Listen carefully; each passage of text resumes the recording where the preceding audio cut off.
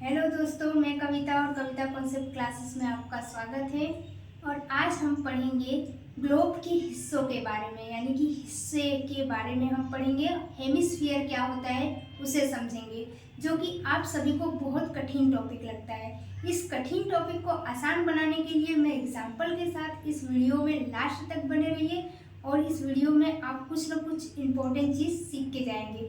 साथ ही आप ये भी समझ पाएंगे कि इंडिया में अगर गर्मी पड़ रही है तो कौन सा ऐसा देश है कि उस देश में ठंडी पड़ेगी, वो इस हेमिस्फीयर के बारे में समझेंगे। और हेमिस्फीयर को समझ के हम आगे के टॉपिक को कंप्लीट करेंगे। हेमिस्फीयर हेमिस्फीयर को हम बोलते हैं अर्धगोल, यानी कि पृथ्वी पूरी तरह गोल है, यानी कि गोल राउंड शेप में है। तो राउंड शेप में होने की वजह से पृथ्वी पे 4 प्रकार के गोले पाए जाते हैं, यानी कि हर एक गोला अपने आप में 4 तरह से कटा हुआ है।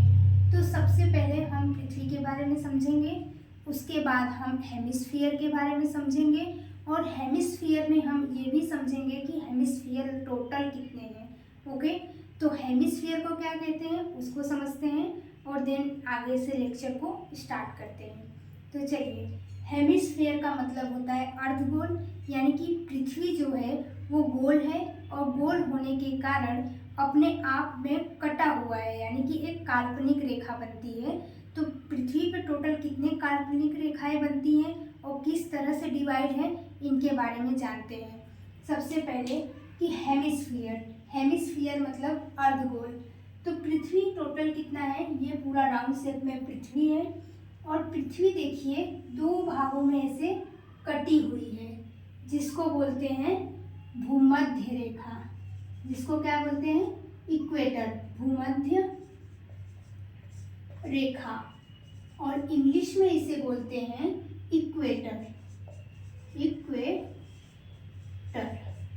ठीक, तो इक्वेटर क्या है, पूरा सीधे सीधे लाइन में कटा हुआ है, एक तरह से काल्पनिक रेखा है, यानी कि ये पृथ्वी पे आपको आपकी आंखों से नहीं दिखाई देगा, लेकिन ये रेखा काल्पनिक रूप से पृथ्वी पर स्थित है। ओके, तो जो उत्तर में एरिया आया, यानी कि नॉर्दर्न आया, ये है नॉर्दर्न, ये है साउदर्न।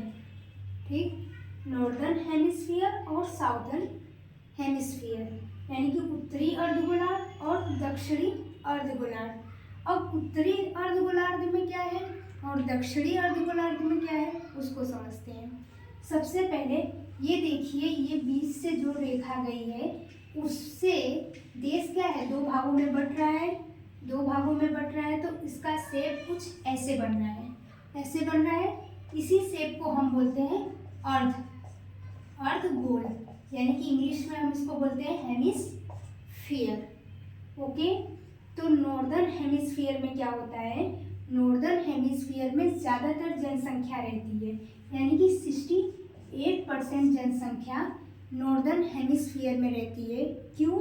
क्योंकि ये जो भाग है ये भूमि है, ठीक है, यानी कि पृथ्वी है, जमीन है, यानी कि यहाँ पे ज़्यादातर जनसंख्या रहती है। इसी के साथ साथ आगे बढ़ते हैं और साउदर्न के बारे में भी समझते हैं। साउदर्न का एरिया दक्षिण साइड में स्थित होने के कारण इस पे ज़्यादातर भाग जल से भरा हुआ है, यानी पानी से भरा हुआ है। पानी से भरे होने के कारण इस पे ज़्यादा जनसंख्या नहीं पाई जाती है, इस पे जनसंख्या की संख्या बहुत ही कम होती है। और नेक्स्ट आगे बढ़ते हैं और भूमि के बारे में और अच्छी तरह समझते हैं कि इसमें अगर भूमि पाई जाती है तो लगभग कितने देश आते हैं और किस प्रकार के देश इस पे होते हैं। तो ये सबसे बड़ा भूभाग है, तो इसमें देश भी ज़्यादा होंगे। और हम अपनी बात करें तो इंडिया जो है इसी का भाग है, यानी कि इंडिया जो है वो इसी हेमिस्फीयर में आता है। ठीक, इंडिया आता है, उत्तरी अमेरिका आता है और बहुत सारे देश आते हैं, जैसे कि यूरोप, ये सारा कंट्री उत्तरी अर्धगोल में आता है, उत्तरी हेमिस्फीयर में आता है। उसके साथ साथ दक्षिण में दक्षिणी अमेरिका, यानी कि साउदर्न अमेरिका, साउथ अमेरिका,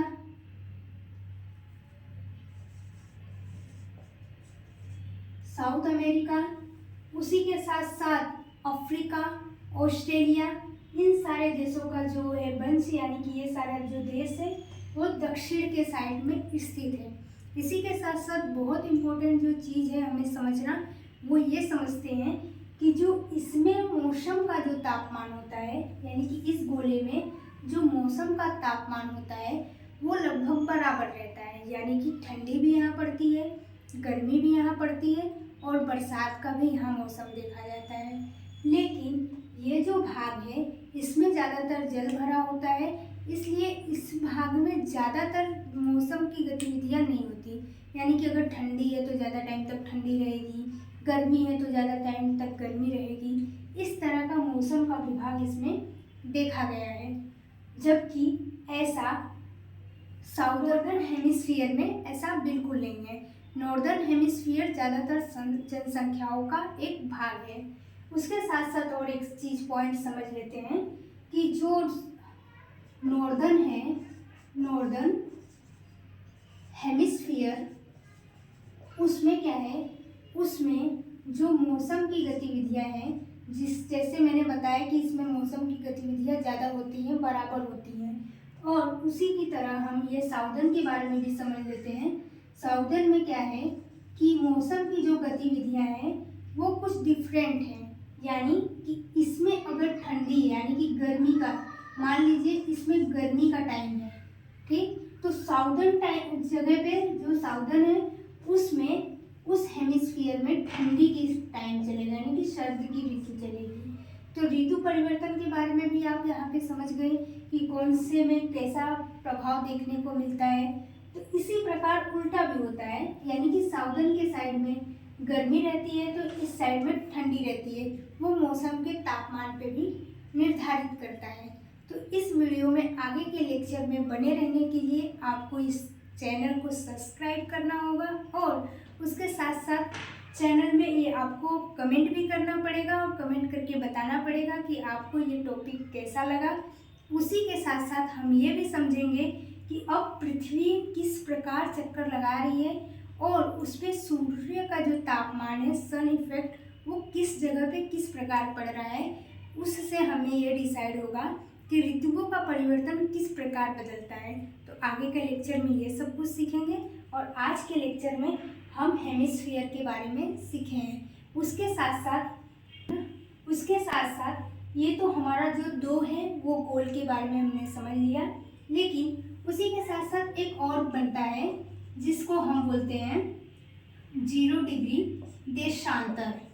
इसके बारे में मैंने पूरी डिटेल वीडियो बना दी है, तो आप इसमें जाना इस चैनल पे और जाके देशांतर और अक्षांश रेखाओं के बारे में सर्च कीजिएगा, आपको ये समझ में आ जाएगा, मिल जाएगा टॉपिक इससे संबंधित। इसके बाद इसके साथ ही और समझ लेते हैं कि हेमिस्फीयर में दो हमने हेमिस्फीयर पढ़ा और दो हेमिस्फीयर और होते हैं जिसको हम बोलते हैं, ये होता है पूर्वी हेमिस्फीयर और ये होता है पश्चिमी हेमिस्फीयर, यानी कि ये होता है पूर्व का एरिया और ये होता है पश्चिम का एरिया।